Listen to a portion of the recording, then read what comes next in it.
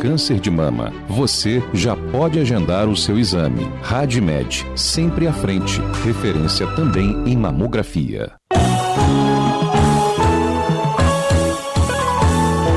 Folha FM 98,3.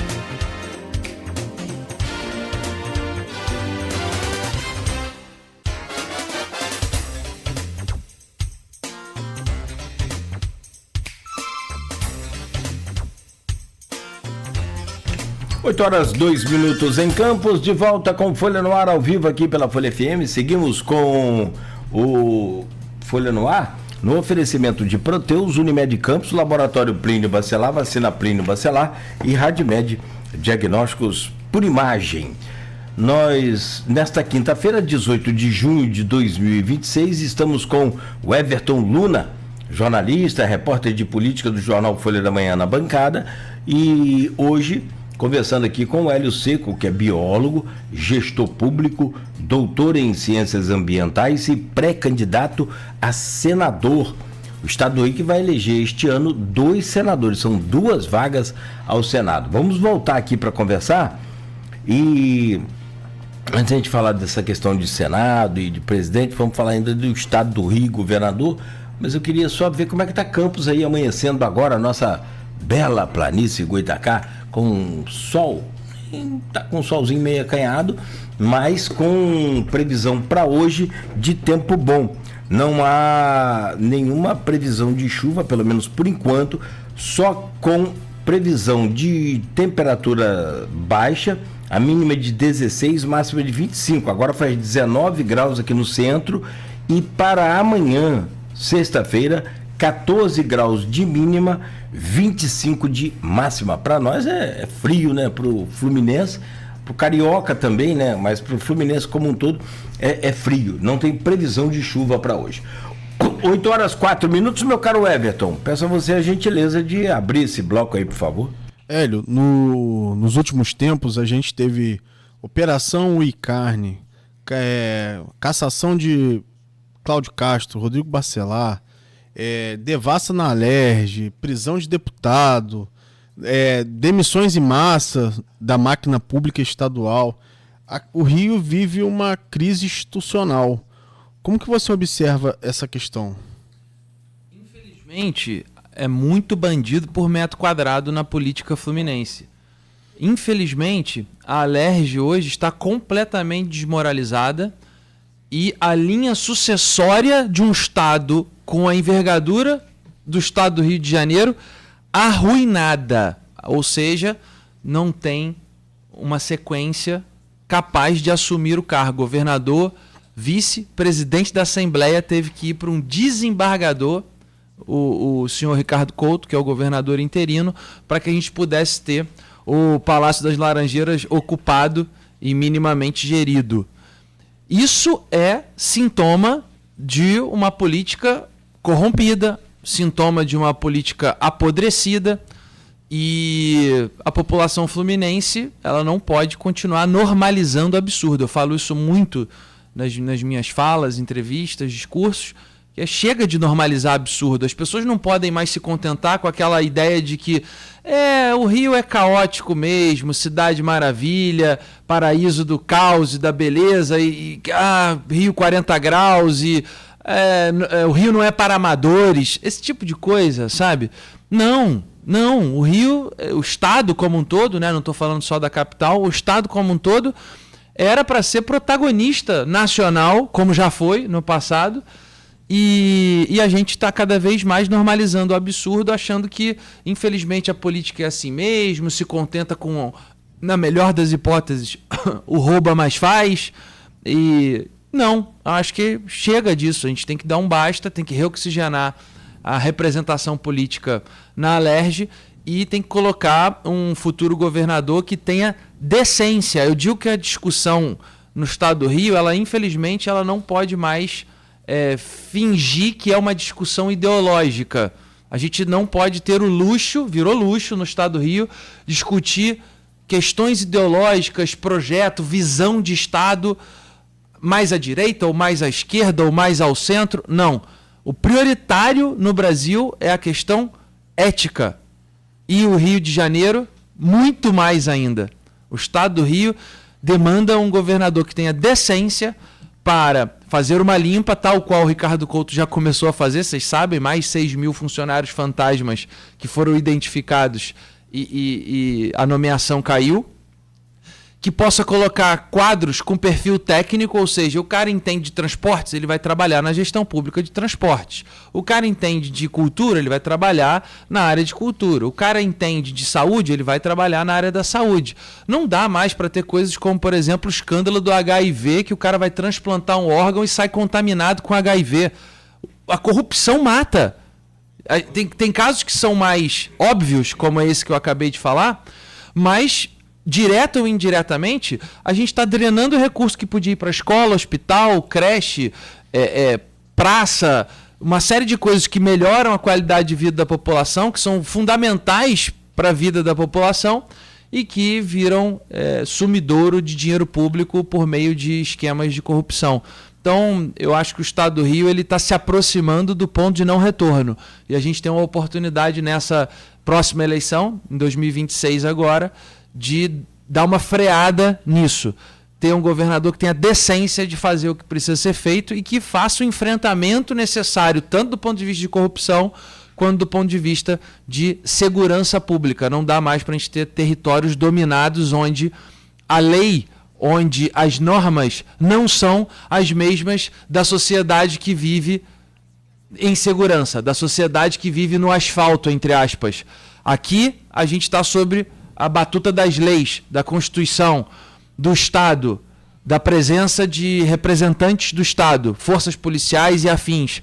Lá, nessas comunidades, nessas favelas, nessas áreas que estão, infelizmente, tomadas pelo crime organizado, seja por narcotraficantes, seja por milicianos, a regra é outra e existe, infelizmente, um cerceamento à liberdade individual no sentido de obrigar as pessoas a consumir produtos e serviços que eles mesmos oferecem com monopólio estabelecido por eles e que isso não é mais aceitável no Brasil de hoje em dia. A gente tem que fazer esse enfrentamento e será duro, será complexo, mas enquanto não for feito, a gente vai ter aí uma parcela significativa da sociedade vivendo à margem das leis, da ordem, enfim. Eu só queria colocar os dados aqui do governador para não dizer que a gente está fugindo das características do Rio, mas vai lá você. Só a últimazinha. O Rio tem jeito? Claro. Se eu não acreditasse que o Rio tem jeito, eu não estava fazendo política. Eu acho que o Rio Eu falo que o Rio, o estado do Rio e a própria cidade do Rio, que acaba sendo também, de alguma forma, o baluarte ali do estado, né? É a capital, é uma Ferrari na lama. Uma Ferrari fora da lama, ela engrena e vai embora, vai para frente. E vira cartão postal do Brasil para o mundo. Quando você vai lá fora e fala Brasil, a primeira coisa que se remete no imaginário de um estrangeiro é o estado do Rio de Janeiro. São as paisagens do Rio de Janeiro, seja ela montanhosa, seja ela litorânea. É isso, é a nossa imagem. Lógico, também é a questão da alegria do povo, carnaval, eventos, futebol, isso também. Mas especialmente a nossa característica enquanto estado do Rio, que é riquíssimo em recursos naturais, em biodiversidade, em paisagens belíssimas e que recebe de braços abertos todo e qualquer estrangeiro, todo e qualquer visitante, né, com simpatia, com calor humano.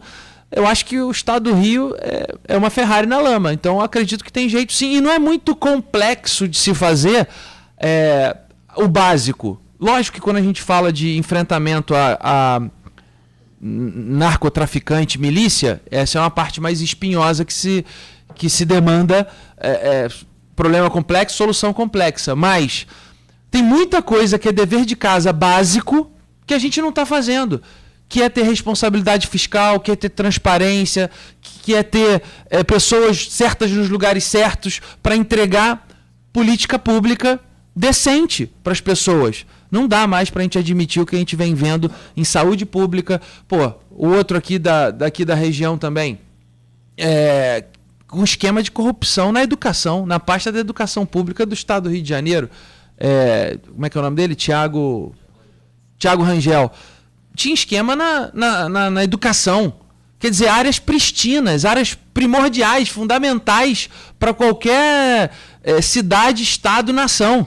A gente está loteando para esquema de político corrupto. Então, se a gente começar a fazer o básico, se a gente começar a simplesmente não ter sumidouro, gargalo de corrupção, a gente já começa a sair da lama. Então, acredito fielmente que o Rio tem jeito, é uma Ferrari na lama, e a hora que a gente tirar do atolamento, ela engrena e vai embora. O estado do Rio é uma pujança. Deus te ouça. Aqui não, eu vou colocar, que o factual sobrepõe o que a gente conversa aqui. É fato agora, a Polícia Federal mira Jacques Wagner. Amanhecemos com essa notícia, Banco Master. Líder do governo Lula no Senado em nova operação do caso Master. Banqueiro Augusto Lima também é alvo, ex-ministro e ex-governador, né? Jacques Wagner está aí nesse processo agora. Sabe por quê, né? Porque começa o Banco Master para tomar o volume que tomou, né? A magnitude que chegou. Ele começou no governo estadual da Bahia, do PT, com o Cred Sexta, onde servidores da Folha de Pagamento Estadual da Bahia tinham direito a acessar, tinham a oportunidade, a opção de acessar crédito com juros mais baratos pelo Cred Sexta. Então tinha um convênio lá atrás com o governo da Bahia, e ali começa a ganhar escala. E aí o que foi feito em troca de poder ter essa exclusividade entre os servidores estaduais da Bahia é o que se discute, né? Qual foi a contrapartida para o Cred Sexta ter entrado ali? E assim foi em outros estados posteriormente, foi ganhando volume e depois virou o que virou, infelizmente. Assim como também o Mota, ontem, ouvido, ele não admitiu, mas ele interferiu no empréstimo de 22 milhões do Banco Master para a cunhada. E também tem essa coisa de investimento do estado do Amapá. Sim. Né? Distrito Federal, Amapá, Rio de Janeiro. Rio de Janeiro, Bahia. Dinheiro de servidor público em fundos podres. Em títulos podres do Banco Master. E sem o fundo garantidor, que era... Né? Aqui que é o grande problema. Aqui no estado do Rio Previdência... Foram 4 bilhões. 4 bilhões do servidor e provavelmente não se recupera. Só para voltar ao Couto, e aí não é nenhum também juízo de valor quanto a ele, e sim para pontuar, ele também como gestor do TJ dobrou os penduricalhos, despesas e tudo mais, principalmente com relação à viagem. Ele também... Então, assim, é esse que é o complexo estado do Rio de Janeiro. Mas eu concordo com a sua crítica e tem que ser dita, porque o judiciário, de forma geral, no Brasil, ele está fora da caixinha. Da realidade. Por duas questões. Uma são as regalias, que você acabou de dar o exemplo de penduricalho e verbas diversas aí que tornam a vida de qualquer representante do judiciário brasileiro, servidor, uma vida de alguém que tem muito mais privilégios, inclusive entre servidores de outras áreas e, em comparação à média da população brasileira, muito mais, né? Então, assim, existe uma série de regalias e privilégios que precisam ser cortadas no judiciário brasileiro. É incabível num país desigual, num país ainda em desenvolvimento, como é o caso do Brasil, você ter um judiciário que vive uma realidade paralela tão benevolente. E a outra é o autoritarismo judiciário refletido especialmente ali na Suprema Corte Brasileira, completamente fora dos padrões, inclusive de visibilidade, né? Parece que quanto mais autoritário, quanto mais polêmico, quanto mais enérgico o juiz mais visibilidade dá a ele, mais ele gosta dessa visibilidade e age como se fosse um verdadeiro rei de toga. E a gente está vendo isso do Alexandre de Moraes, já viu isso do Dias Toffoli, vira e mexe vê isso do Gilmar Mendes, entre outros. Então, o judiciário brasileiro está completamente fora da caixinha e o único lugar que pode enquadrar e voltar o gênio para a lâmpada é o Senado Federal, que não o faz porque hoje a gente tem uma maioria de senadores sem independência, que não tem independência moral e ou intelectual para poder fiscalizar isso, eventualmente pautar impeachment de ministro, que já deram motivos, ou reformar a lógica da Suprema Corte Brasileira, que hoje tem aposentadoria compulsória, né, mandato vitalício, que tem todas as regalias aí diversas que a gente sabe que tem, e que hoje um juiz da Suprema Corte pode ter uma decisão monocrática e faz-se cumprir a decisão dele no estalar de dedos, com base na cabeça de um juiz. Isso faz com que a gente não tenha uma Constituição brasileira, uma Constituição federal. A gente tem 11 Constituições no Brasil, uma para cada cabeça de juiz da Suprema Corte. E tem casos aí já expostos, colocando esses 3 juízes que você citou aí numa situação muito complicada, muito evidente, talvez, assim, bem, né? Dependendo de uma delação, talvez, de Vorcaro. 129 milhões de contratos da esposa do Alexandre de Moraes com o Banco Master. Para confirmar, mas essa aí, da esposa de Alexandre de Moraes com o Banco Master, para mim, o suficiente para criar uma peça de investigação imediata. Claro, já deu mais do que motivos para ter um pedido de impeachment pautado no Senado Federal. Concordo, e por que não é? Por que não é? Vamos discernir aqui a raiz do problema.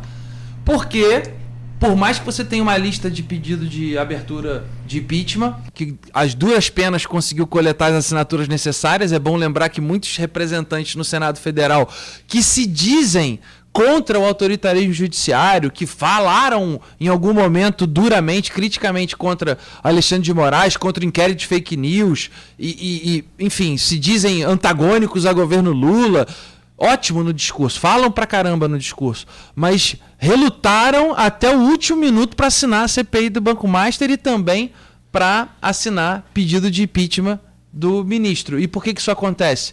Porque sabe que tem rabo preso em processos nas gavetas do STF.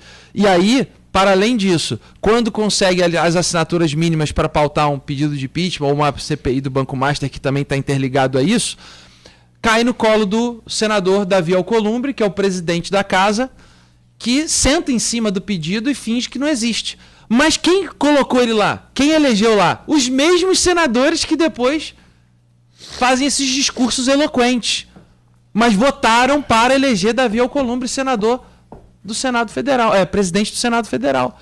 É uma hipocrisia pura e simplesmente. Bom, teve aquela desculpa, aquela pergunta fatídica do Vorcaro a Alexandre, né? E aí, resolveu? no dia em que ele foi preso. Olha que doideira. Bom, mas vamos lá, vamos aos números. Apesar da gente não contar com a presença hoje, e você conhece pessoalmente o Aloysio Abreu Barbosa, que é o especialista aqui. Eu falo que ele é o poeta dos números, porque primeiro cara de humanas que eu conheço que manja de números, e ao longo dos anos ele se dedicou a estudar e conhecer bem essa questão, e aí facilita para a gente que trabalha na bancada, que vem mastigado. Números para o governo do estado. Eu tenho 2 perguntas a te fazer sobre essa questão de governador. Quem leva essa eleição? Como que... Você é bandinar, por acaso, né? Mas como que você vê esse cenário? O Eduardo Paes, há pouco mais de 3 meses das eleições, vai se mantendo no mesmo nível de intenção de votos dos eleitores do estado do Rio de Janeiro para governador. Não me parece surgir um nome para combater o Eduardo. Eu vou te apresentar esses últimos números. Qual instituto de pesquisa você está que a gente só trabalha aqui com os caras que são sérios. Pelo menos que tem aí, né, a metodologia do PNAD, que respeita o IBGE, que segue os números fiéis apresentados pelo IBGE, porque senão não adianta. Não estou desmerecendo, só para saber, porque a metodologia muda, né, de instituto para instituto. Sim, a gente usa aqui o Quaest, a gente usa o Nexus, que agora também chegou a fazer alguma pesquisa para governo. Não dá para usar aqui Brasmarket. Alguns tiveram assim, várias, não? Por exemplo, para Senado tem uns 4, 5 órgãos de pesquisa diferentes aí. Nós vamos te apresentar também as que a gente tem.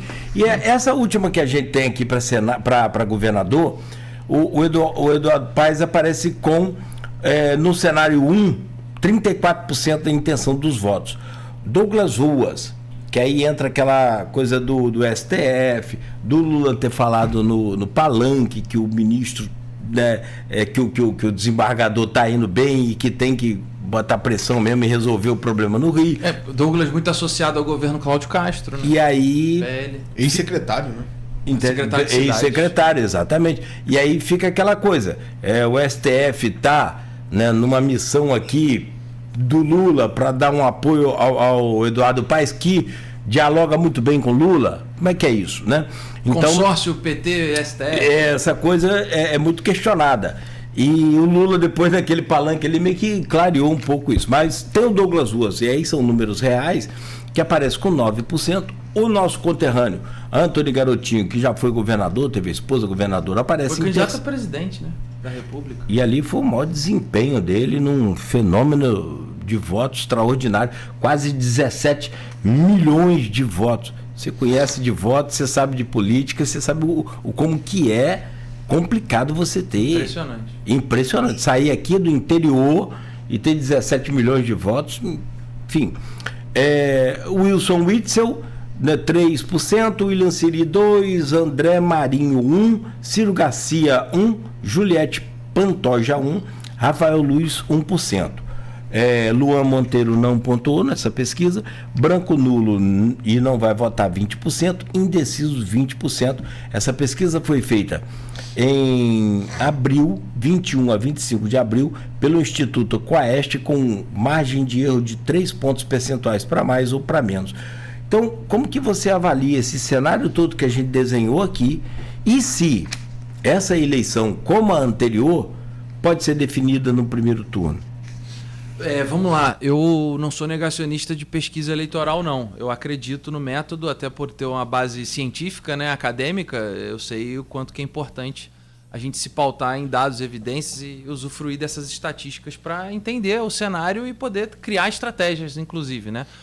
Mas o Quest, eu preciso só fazer uma observação, ele tem uma metodologia muito própria, que é bater na casa, nos domicílios e perguntar para as pessoas. E essa amostragem especificamente, você pode até verificar isso se estiver aberto, se não me falha a memória, foi de 1.000 ou 1.500 entrevistados apenas, se não me falha a memória. Então foi uma amostragem... 1.200. Foi uma amostragem relativamente pequena e com essa peculiaridade do método que é bater em casa. E aí eu lhe pergunto, quando você faz uma abordagem desse tipo, tem uns fatores que precisam ser levados em consideração. Primeiro, que não é toda casa que te recebe.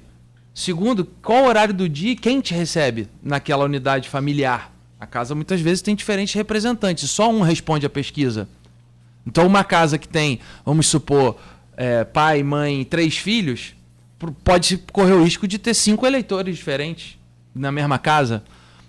E aí, como esse método detecta isso? Então, o Quest eu tenho um pouco de receio, assim, só uma observação de que a gente tem que ponderar outras pesquisas.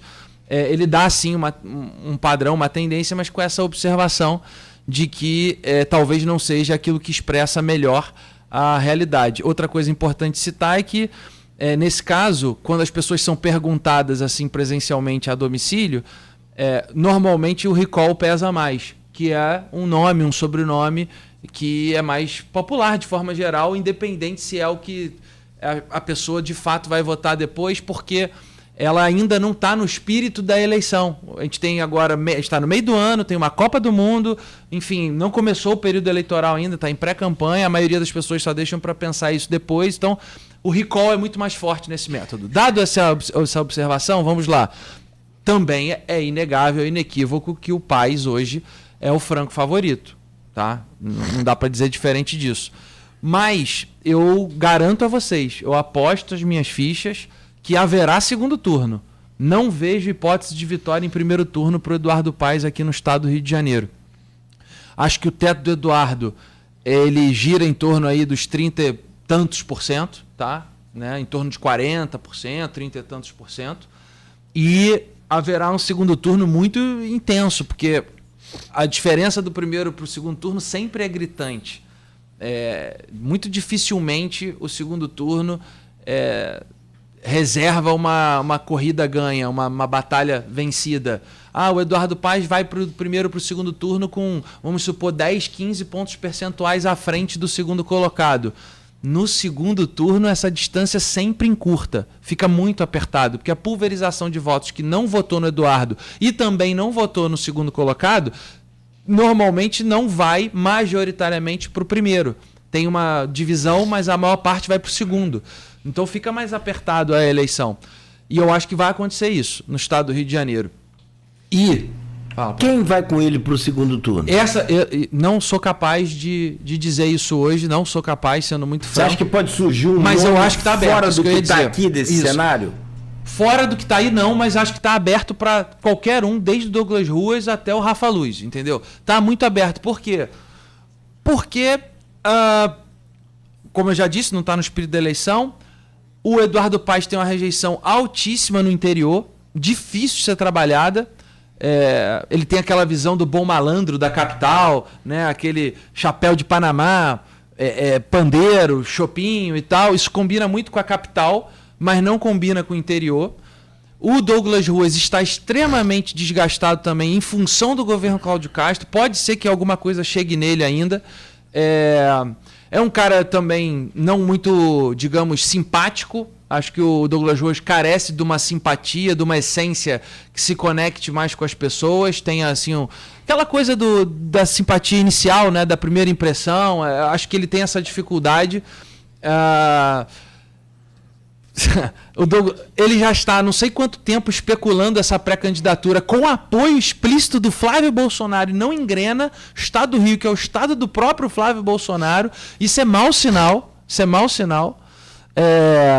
Vejo o garotinho com uma força inequívoca, vai fazer uma bagunça no tabuleiro. Se vier como pré-candidato, se a pré-candidatura se confirmar a candidatura depois, porque eu tenho dúvidas se confirma. Está livre de justiça? Desculpa. Não por isso, pelo Republicanos. Pela questão partidária. Exatamente, pelo Republicanos, porque a gente sabe muito bem que o Republicanos é um partido que pondera muito, que avalia muito essas conjunturas pensando em máquina, pensando em estrutura de governo posterior. E aí existe uma vaga ainda sendo discutida, ainda que tenha sido agora 2 dias atrás lançada a pré-candidatura pelo PSD ao Senado.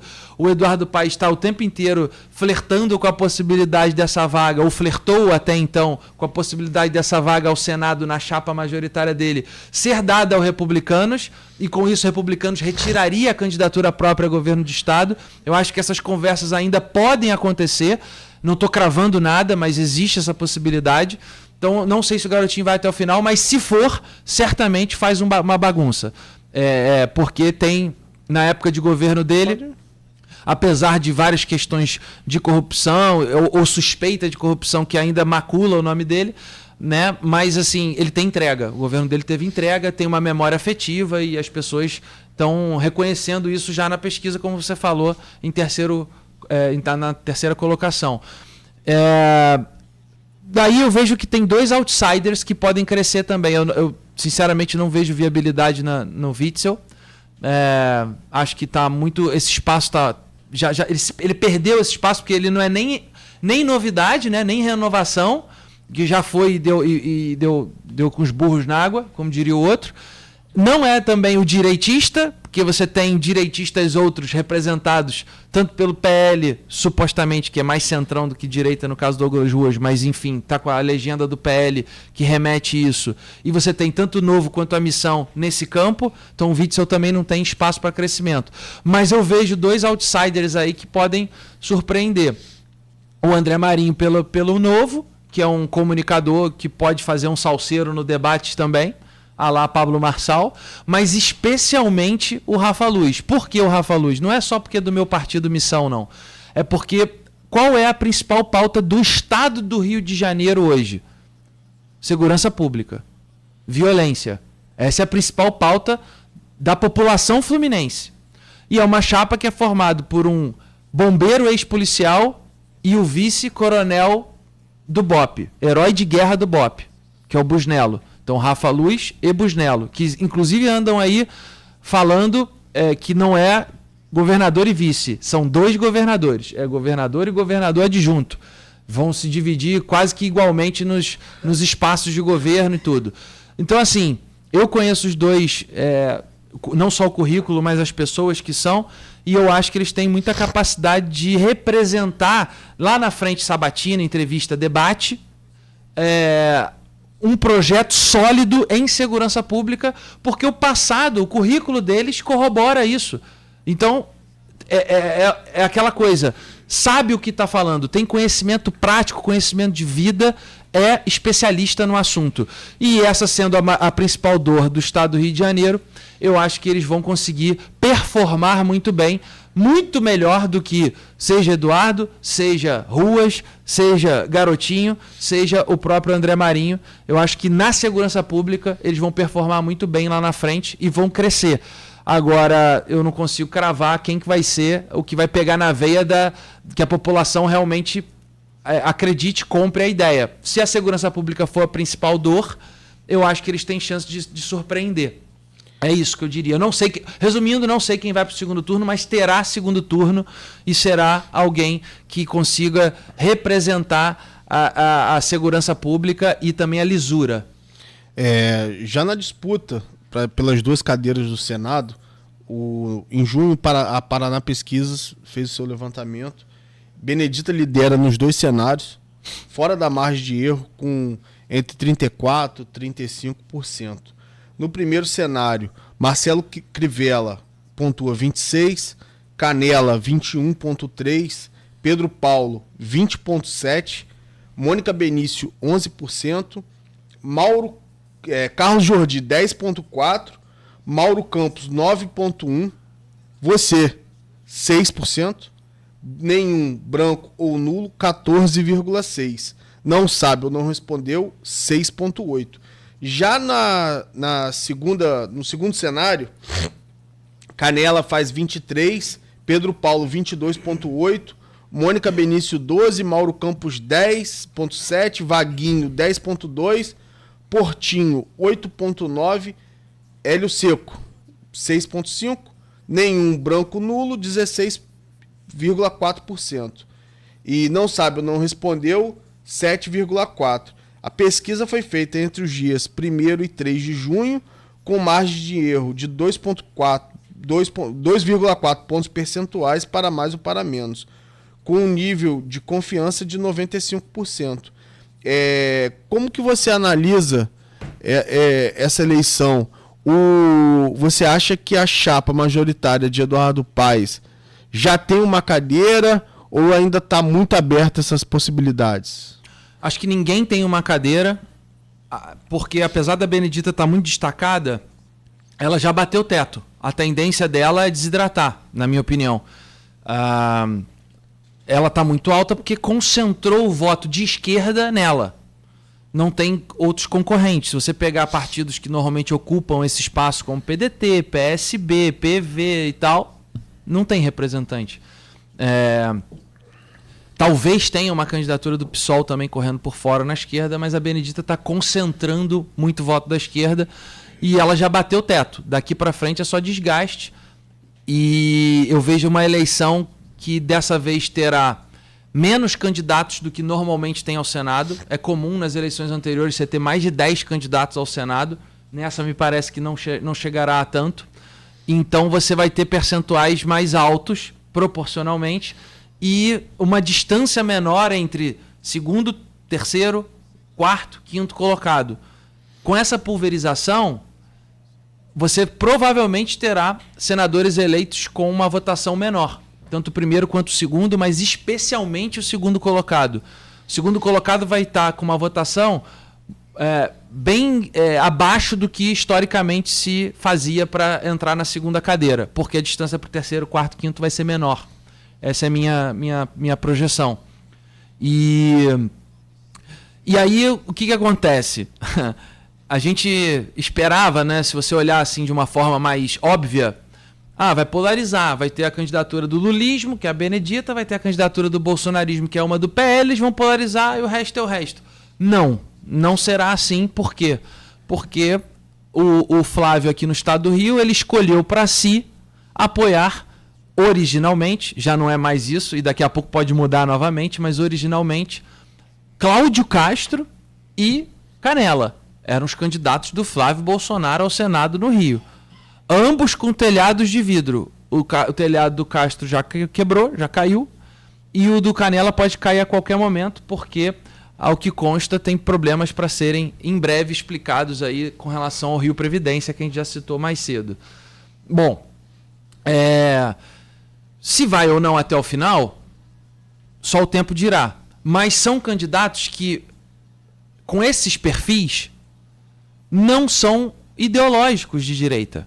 A pessoa que é um eleitor mais atento, mais crítico, com voto de opinião, com voto ideológico, ela não compra facilmente Castro e Canela, ou, por exemplo, Sóstenes e Canela, que é outro nome que está sendo especulado para a vaga do Castro. Não compra. Então, existe um campo do centro à direita muito aberto ainda. E, para além disso, são 2 votos. Então, a pessoa pode votar o primeiro voto em quem ela tem proximidade, né, tem uma relação mais pessoal, ou porque ideologicamente é aquilo mais próximo do que ela acredita, é o voto do coração, digamos assim. E o segundo voto ela vota com um pouco mais de indiferença pessoal e talvez um pouco mais de racionalidade, frieza, que é assim, vamos supor, ele é o voto de renovação, é um cara que não tem rabo preso, é um voto ético, limpo, ou é, né, jovem, ou digamos, alguém que não está viciado no sistema, alguém que... Ou então que é menos pior, tem menos rejeição. Por exemplo, o cara que vota num candidato mais à direita, qual é o segundo voto dele? Talvez ele queira dar um voto também de alguém com um perfil mais à direita, mesmo que não seja aquilo mais próximo do que ele acredita. E na esquerda, que não seja aquela muito aficionada, apaixonada pelas pautas de esquerda, mas que tenha uma prioridade ética, que dê um peso mais ético, ele também não tem um segundo voto definido. Ele pode optar por alguém que de fato seja transparente, que não tenha rabo preso, telhado de vidro.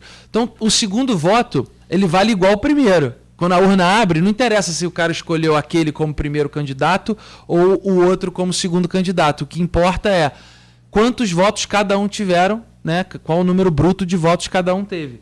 E nesse sentido, você olha, por exemplo, pesquisas que colocam a opção de intenção de voto para 2 nomes e pesquisas que colocam para um nome só. Existe uma pesquisa, por exemplo, da Prefab Future, que coloca um nome só e não disponibiliza qual é a legenda, qual é o partido do candidato. Ou seja, é só o personalismo. Quando você vai para essa pontuação, a Benedita cai para 10%. O que isso quer dizer? É o voto da Benedita. É o voto personalíssimo dela. Mas quando você adiciona a camada partidária, que é o PT, ela vai e soma, vai a 20 e tantos. E a mesma coisa serve para os outros. Alguns partidos somam mais, outros somam menos. Então, esse jogo do Senado está muito aberto e as pessoas normalmente escolhem o voto de senador por último.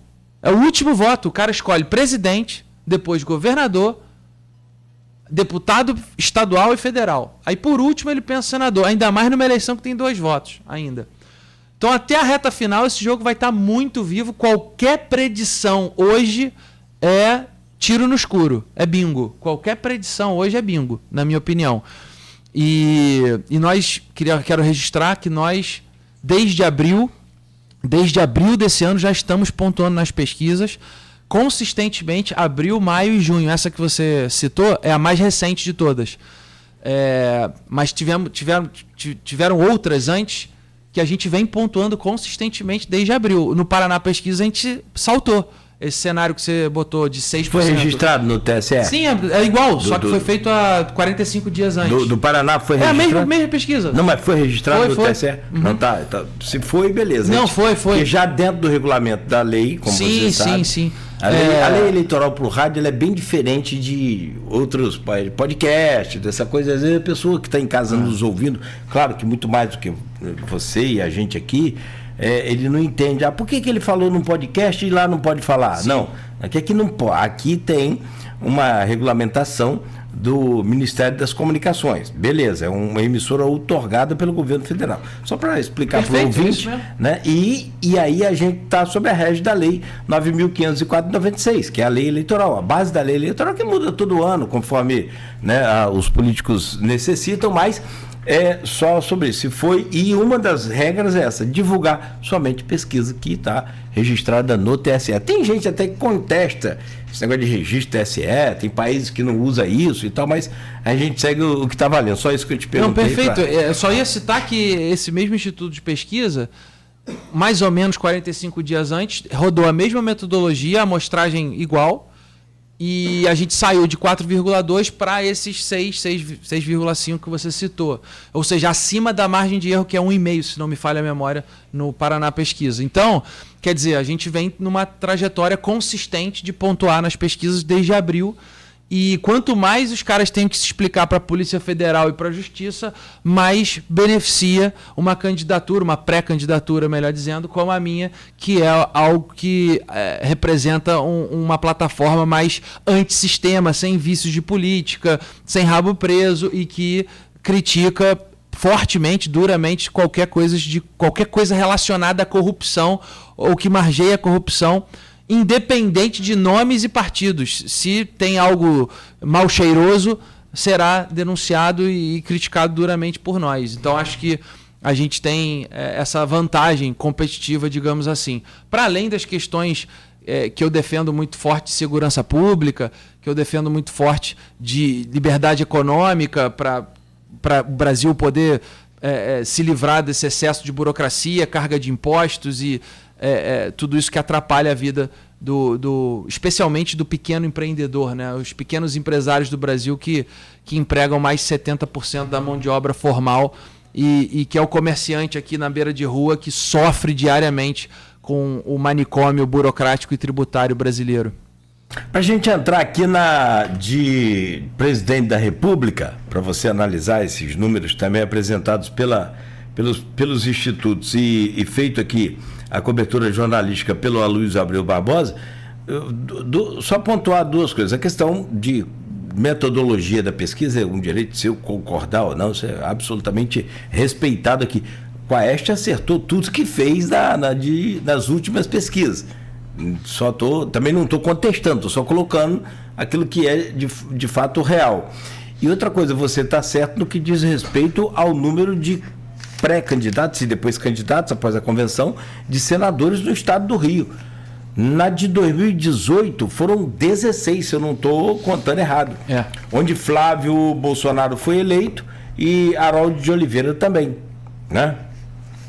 E trazendo só para enumerar o que você falou, realmente, de fato, você falou mais de 10, sempre mais de 10, e esse ano devemos ter deveríamos ter menos candidatos aí ao Senado. Ou seja, todos aumentam proporcionalmente um pouco mais sua votação, porque tem menos concorrentes. Aí o segundo colocado entra com menos votos. O corte fica lá em cima. Não. O corte pro... É porque quando tem muito candidato, a minha tese é a seguinte. Eu entendi sua dúvida, só para deixar claro. A minha tese é a seguinte: se tem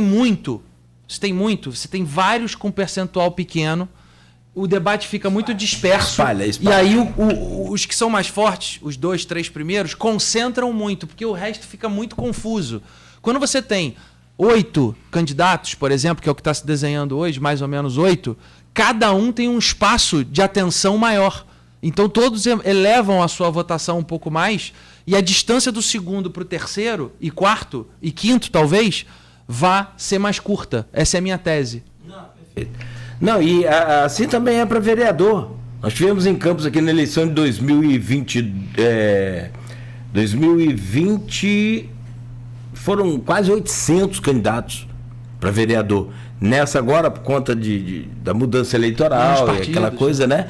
Diminuição dos partidos, foram menos de 400, ou seja, menos da metade. Aumentou a votação. Aumentou o número de votos para cada exatamente. Candidato.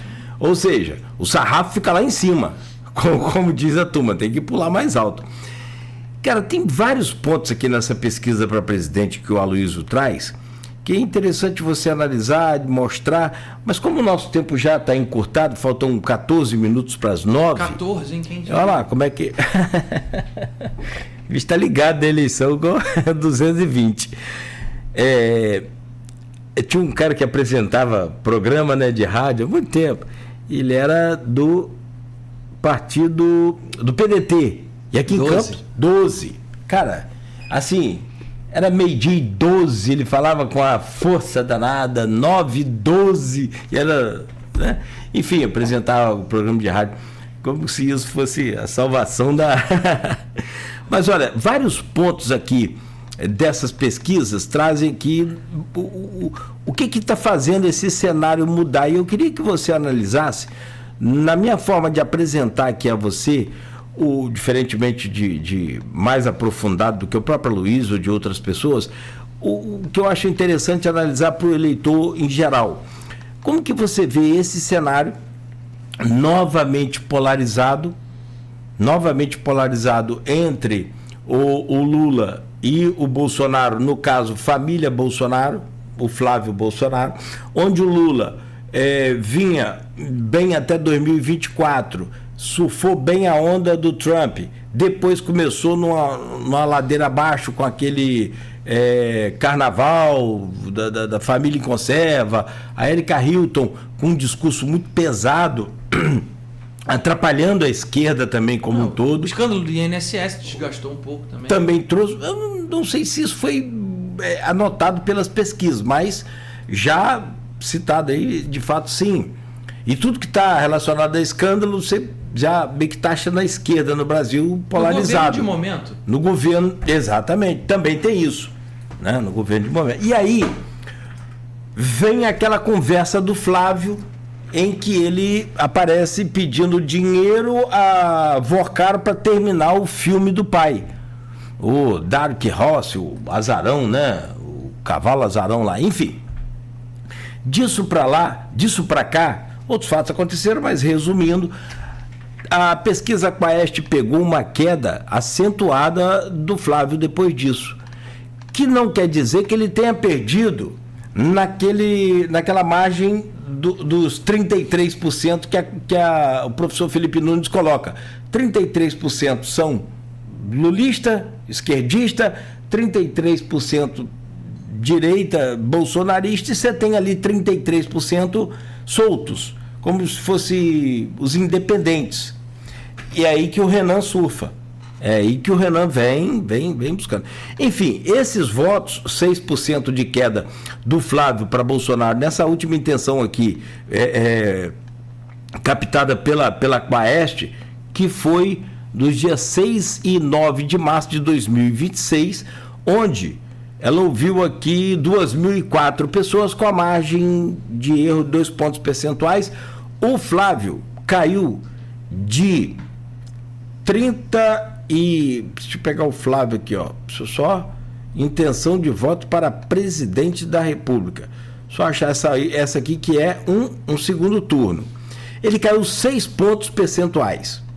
E Lula deu essa estabilizada. Consegue não só estabilizar, como também manter aí esse nível de votação. Me parece que chegando muito próximo ao teto dele, né? Como que você vê esse cenário hoje? E o Renan aparece também nessas pesquisas todas. Deixa eu só abrir aqui. Na última da Quest, o Renan empatou com o Caiado, não me lembro se foi 3 ou 4%, se eu não me engano. Certo. E tem a da Nexus também, que foi feita agora em junho, em que traz aqui um cenário que está demorando para abrir, mas que traz esse cenário também polarizado de novo entre Lula e o Flávio Bolsonaro. E eu queria entender, na sua visão, o que é preciso ser feito para essa terceira opção, terceira via, essa nova opção, como o caso do Renan, que é do seu partido, levar essa eleição para segundo turno. Vamos lá.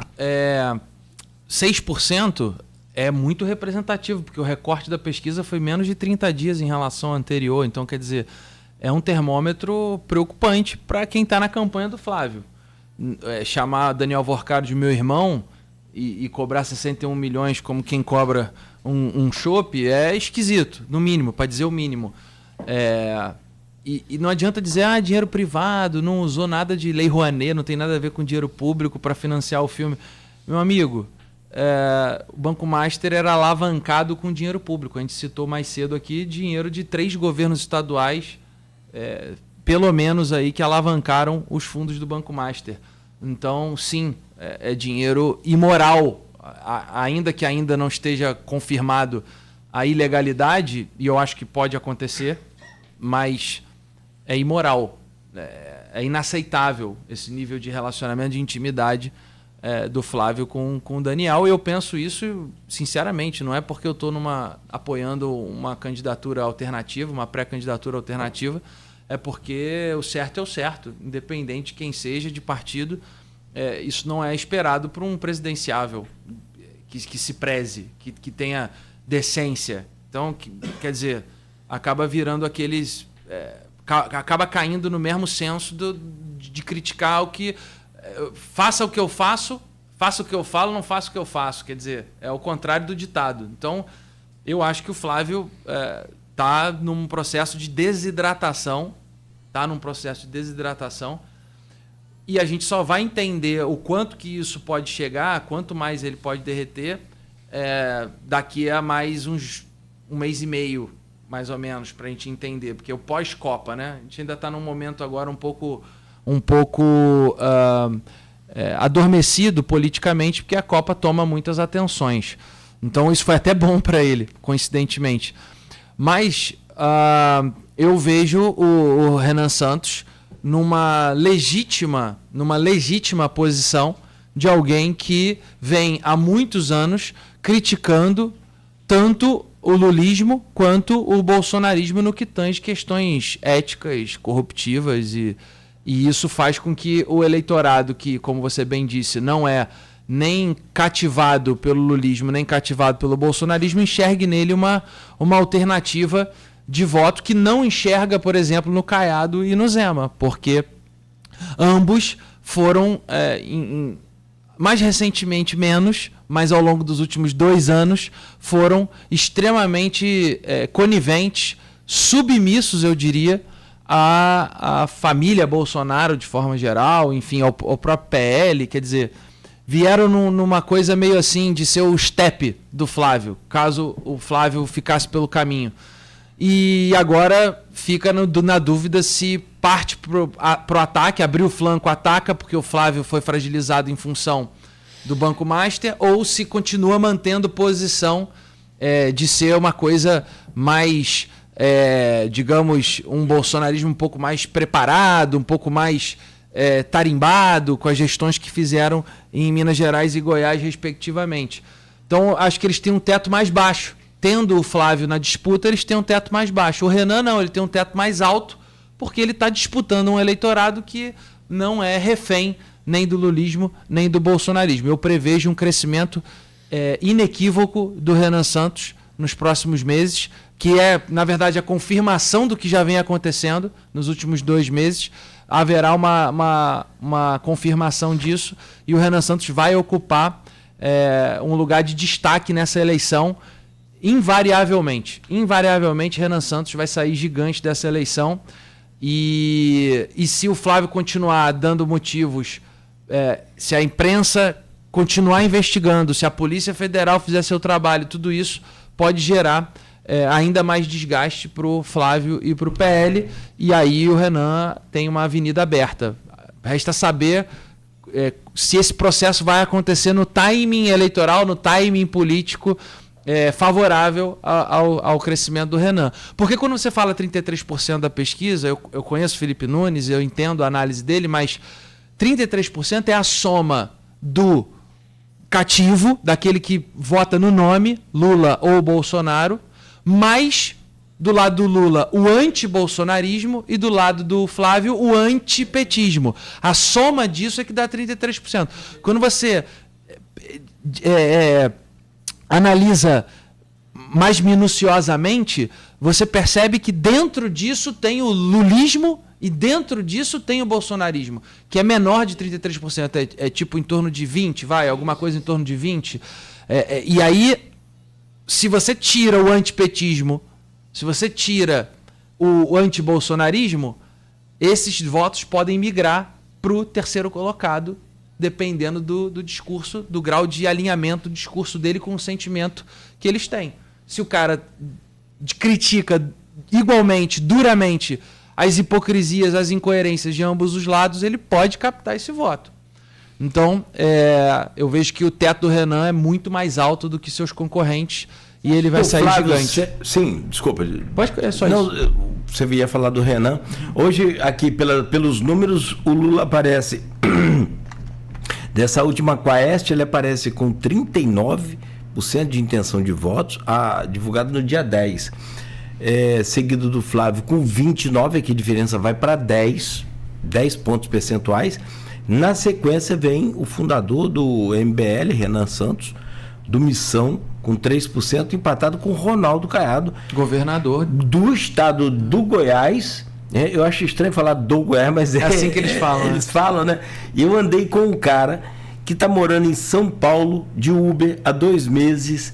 E assim, ele saiu de Goiás, ou do Goiás, há 2 meses. E eu perguntei para ele, cara, como é que tá lá o estado seu de Goiás?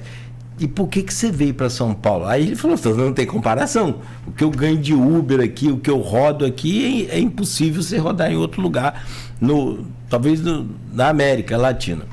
O cara saca bem, manja bem, né?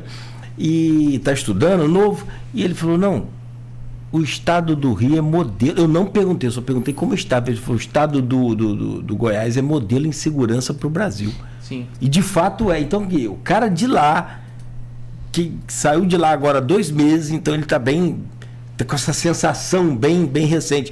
É aquela história do carrinho de supermercado, que a gente fala, é o que decide uma eleição. O carrinho está vazio, você vai ver que o governo não ganha a eleição. O carrinho está cheio, tanto que Bolsonaro fez isso na eleição de 2022, tentou encher o carrinho do supermercado do trabalhador e mesmo assim não conseguiu. Mas para a gente entender que isso aí já fechar, tem a Aécio Neves também, que aí logo vem depois empatado com o Zema, né? Com o Zema, ex-governador. Zema que está... Mas é impressionante você arrumando pensar... polêmica lá com o Novo, perdendo alguns apoios lá, até por criticar o próprio partido. Pessoas do próprio partido sabotando, exato. desconvidando o Zema para evento partidário, porque ele criticou a questão ética do Flávio com relação ao Daniel Vorcaro e ao Banco Mais. Ele só fez o óbvio. O Zema só fez o óbvio para quem tem honestidade intelectual e integridade ética. É constrangedor, né? É constrangedor. Agora, só uma observação, é impressionante, e aí há de se reconhecer a força do Renan Santos. Ele está competindo contra um ex-governador de Minas Gerais e senador da República e presidenciável, Aécio Neves, um ex-governador de Minas Gerais super bem avaliado recentemente, o ex-governador super bem avaliado de Goiás recentemente, e ele está à frente e vai se consolidar rapidamente agora em terceiro lugar nas pesquisas. É impressionante a força de Renan Santos. Você acha que ele faz... Você citou a Quest. Vamos para outra metodologia, Atlas Intel. Faz uma amostragem com um número muito maior que a Quest de entrevistados e é por via digital. Seja o cara que está navegando em site, aparece para ele o formulário para responder, seja o cara que está navegando em rede social. Atlas Intel faz assim e é mundial. É um instituto que não é brasileiro. É um instituto que, inclusive, acerta eleição em outros países. Unidos. Exatamente, em outros países. Lembra sempre isso aqui. Não, acertou Colômbia, acertou Chile, tem acertado em outros países. Perfeito. Nessa pesquisa, Renan Santos, na última, já bateu acima de 6%. Aliás, 6, 7%. E a próxima, tenho certeza que vai mostrar um crescimento ainda maior. Se ele for para 8, 9, vamos supor, é certo que ele vai chegar nos 2 dígitos. Tal qual o Garotinho chegou naquela eleição que você mencionou. Só que ele vai chegar muito mais cedo que Garotinho, né? Nós estamos em junho e julho ainda. Acho que ele é mais novo do que Garotinho também numa projeção... Outra pegada. Outra pegada. É outra pegada. Esse Garotinho vinha com esse perfil de trabalhadora. Ele já conversa mais... E evangélico, né? E evangélico. Ele já conversa mais... Com a geração Z e com a segurança pública. São as plataformas principais. Exato, com essa garotada, vamos dizer assim. E com a segurança pública. A missão tem muita aderência de profissionais da segurança pública. Confesso que eu não vi, eu tenho como parâmetro muito meus filhos, porque eu não pergunto, eu fico ouvindo eles falando e comentando. Eles não comentaram sobre o Renan comigo, eu estou esperando partir deles esse comentário para poder... Porque se eu perguntar, você vota em Carlos Alberto para presidente? Você vota em... É uma coisa. Quando sai da sua cabeça, para quem você vota para presidente, é consolidado. Ali você está, né, também. Então eu fico esperando. Eles não comentam. Você sabe quem que eles comentam? Enéas. Enéas foi um cara à frente do tempo. Pena que foi. Eu vejo o Caiado provocando ele naqueles debates antigos e tal, falando que a gente perdeu a oportunidade de ter um político bom. O Enéas era inovador, né, para a época. Era fora do... E você vê que tudo que ele fala muitas coisas se confirmaram depois, né? Infelizmente. Amigo, aqui 9h02. Obrigado pela sua presença aqui. Bom poder conversar com você. Boa entrevista, né, Everton? Ótima entrevista. Boa conversa. E a gente espera que na sua caminhada aí você tenha êxito, sucesso e sempre que passar por Campos, vamos tentar montar uma agenda aqui dentro do que a lei permite na pré-eleição agora. A gente pode, na eleição, aí fica mais complicado, mas no pós-eleitoral também a gente está sempre junto aqui. Cláudio, muito obrigado pela oportunidade. Eu quero encerrar dizendo que população campista e arredores, a gente está aqui numa capital do Norte Fluminense. Campos perdeu protagonismo ao longo do tempo. Eu acho que a gente tinha que ser o que Campinas é para São Paulo, guardadas as devidas proporções. E Campos está ficando para trás. Eu acho que está na hora da gente retomar esse protagonismo.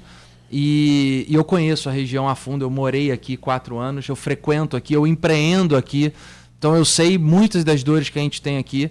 O royalty muito mal utilizado. A diversidade econômica era maior. A gente tinha indústria têxtil, a gente tinha parque industrial, a gente tinha uma série de coisas que não tem mais na cidade.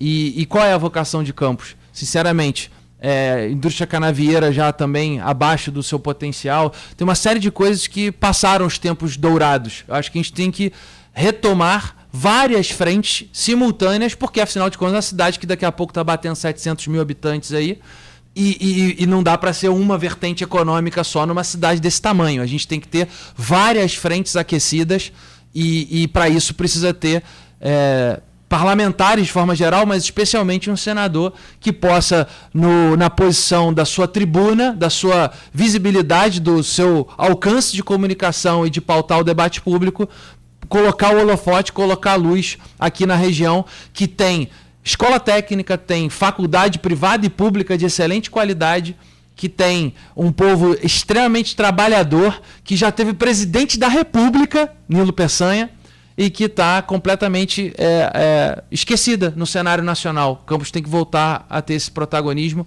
Então, eu gostaria de me colocar à disposição da população campista e de arredores para a gente voltar a ter essa visibilidade, alguém que defenda os interesses daqui.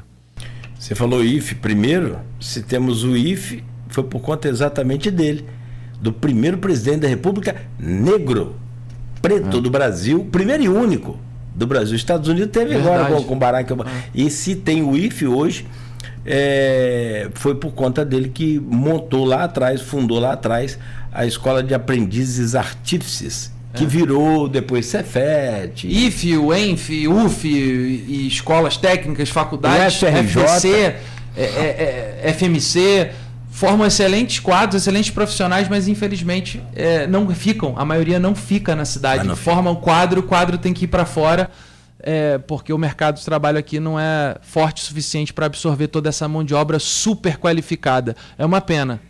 Perfeito. Everton, obrigado por hoje também, amigo. Valeu, a gente volta amanhã, a partir das 7 da manhã. Obrigado, Nogueira. Obrigado, Hélio.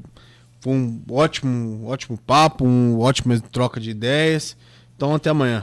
Valeu. E, Fernando, forte abraço também.